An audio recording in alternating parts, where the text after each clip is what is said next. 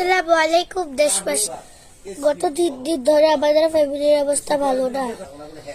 10 তারিখ রাতে আমার আব্বু নিখোঁজ হয়েছে। এখনো আমি আমার আব্বুর সন্ধান পাইনি।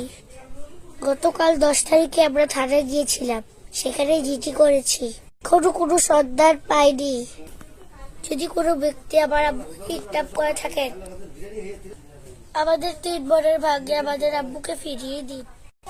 দয়া করে আমার আব্বুকে মারবেন না, আমাদের কাছে ফিরিয়ে দিন। দয়া করে আমাদের আব্বুকে মারবেন না, আমাদের কাছে ফিরিয়ে দিন। আমার আব্বুকে মেরে ফেলে আমাদের কি অবস্থা হবে আপনারা একবার ভেবে দেখেছেন? আমরা 3 বোন একদম এতিম হয়ে যাব, একদম অসহায় হয়ে যাব। ফিরিয়ে দিন আমার আব্বুকে, আল্লাহর রাস্তায় দয়া করে। গতকাল 11 তারিখে আমরা রাতের 1টায় বাড়িতে এসেছি, থানা থেকে বাড়িতে এসেছিলাম।